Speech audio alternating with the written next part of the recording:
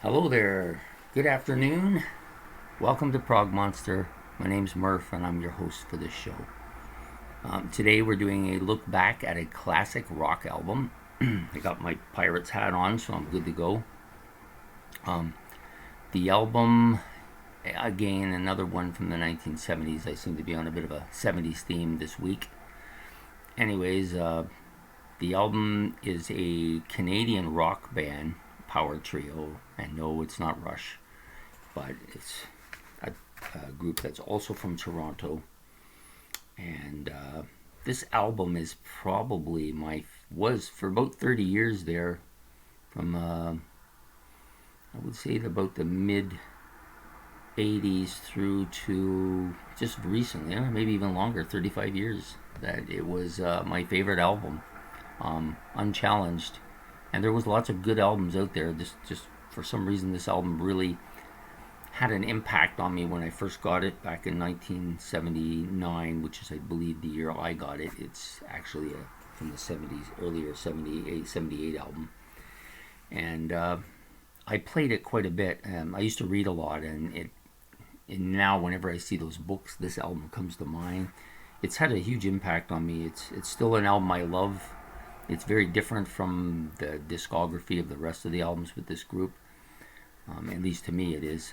It's more progressive.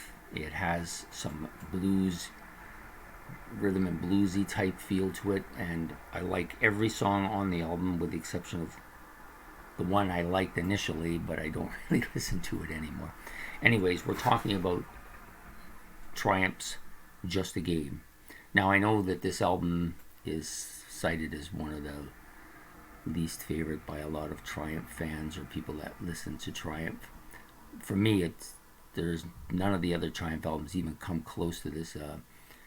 If they had produced more albums like this band would be easily in my group of 7. But they only produced this one that I really enjoyed. Like there's a couple of others that I like and I listen to once in a while, but really this one is, for me, the classic Triumph. Well, it's not even classic. It's just the only album that really had a huge impact on me. Came out right when I started my sauntering into other fields of rock. Before that, pretty much just a Kiss fan. So I wouldn't even have called myself a music fan. I was just a Kiss fan. And then I started branching out into other groups, and this was one of the first groups.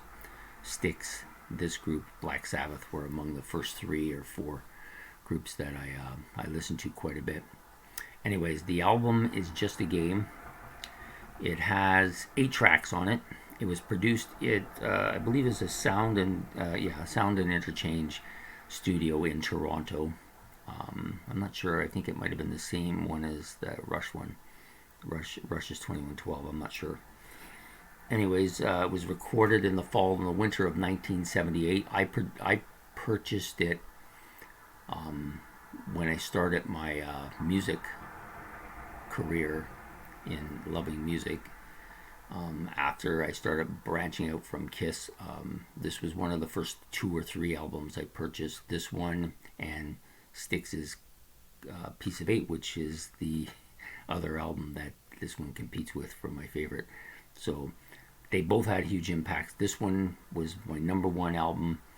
Wasn't even really close for a long time. It was just an album I wore it out, at least a vinyl copy of it. And I've had this is, I think, the second CD copy of it that I've owned. Love the album. Okay, it features the Triumph members, of course, which are Gilmore, drums and vocals, Rick Emmett, guitars and vocals, and then Mike Levine, or Mike Levin, however you want to say it, bass and keyboards. Now, Mike Levin I have a little bit more of a personal history with. Not that he knows me from Adam, but I worked at the racetrack early in my, up until I was in my 30s, and he used to come in there quite a bit with a group of people, and one of them was, of course, Kim Mitchell. And so I got to serve him on a few occasions. I never did get to ask him about the group because I was still kind of a bit of a shy guy back then, so I never got to ask. But that's my little bit of 15 minutes of fame to deal with Triumph. Okay, the album itself, of course, was produced by Mike Levin and Triumph, but mostly by him. And I really, the thing about this album too, it's not just the music; it's the whole album itself. I really like the cover. I love that cover. And then, of course, it comes with this part in it too, where it's this little game that goes nowhere and never ends. Kind of reminded me of my teenage years. Anyways, that's just a little bit of a side thing for me. I enjoyed that quite a bit. The album itself is just, to me, laced with classic masterpieces. Now, I know that, of course, a lot of people prefer some of their other albums, but this one wasn't, to me, as commercial as some of the other stuff, and it had some songs on here, like the deep cuts on this are as good as anything on here. In fact, the two songs that got the most airplay on the radio, American Girls and Lay It on the Line, Hold On. And I'm not as big a fan of those three songs as some of the other stuff on here. So I'm just going to do a track by track thing. Move On is probably my favorite track on this album. I think Gilmour just does a fantastic job on the vocals, and I really like the way the guitars just booms along. I don't know, it's my favorite song with him as vocalist. He has a voice that, not similar at all to Rick Emmett, but and maybe not as popular as Rick Emmett, but I personally really like the kind of bluesy sound to his voice, which I think comes through a little bit here on this song. And it's a great start to the album, And I didn't really care for the song too much initially, but it grew on me fairly quickly too. Lay It on the Line, of course, was the first track on here that I really liked. Rick Emmett does the vocals on this. His voice, well, the guy's got a real rock voice, and he plays guitar amazing. The song is real catchy. Played a lot on the radio. Most people, if they know this album at all, they'll know that one and Hold On. Those are the two tracks that they're going to know. This song holds up very well over time. I still like it quite a bit. I never skip over it or anything if I'm playing the album. The next song, Young Enough to Cry, I didn't initially like it, but it grew on me. And again, Gilmour's voice is fantastic. The bluesy sound to everything, I just really like it. It's a song that became somewhat of a favorite for me. I like to sing it quite a bit in the shower. It's one of my favorite. It's probably the song I like the most for singing on this album. American Girls, played it on the radio quite a bit. I liked it. It's actually the reason I bought the album. I heard the song on the radio, I liked it, so I went out and I bought the album. But it's a song that I can do with never ever hearing again. It's probably the only track on this album that I don't care if I ever hear it again. It's not a bad track, but by any stretch. I mean, it's a pretty decent stretch. There's just something about it that just doesn't sit with me, so I just often will skip over it. Just a Game, of course, the title track, fantastic song. For many years, it was my favorite track on this album, but I guess maybe I wore it out a bit because I liked it so much. Some of the other tracks have moved ahead. It's still the top 3 or 4 on the album though for me, and definitely one of my top Triumph songs. It just brings back a lot of memories, that song.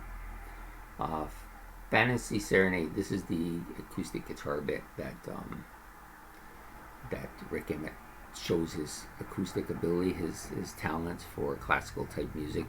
Great song. I love it. I don't think of it as a weak part of the album either. I think it's a strength for the album.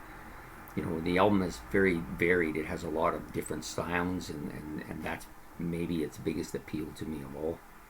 Not all albums do that for me. Like some albums would be a little bit of this, a little bit of that, and they just don't have that kind of jelliness, that kind of feel that they belong together. But this album doesn't have that appeal at all to me, or that I don't feel that's the case here. I think that the album is well put together, well orchestrated, well produced, and that song fits in very well. Hold On, which is when this album initially came out, I think was the big hit on the album. Then later on the line, of course, American Girls all got airplay, but it's held up okay. I don't like it as much as some of the other tracks on the album. I don't dislike it. It's not like American Girls. I will listen to it, but I don't go out of my way to play it either. If it comes on, I'll listen to it. I won't turn the radio off or anything. But and I don't think it's overplayed for me.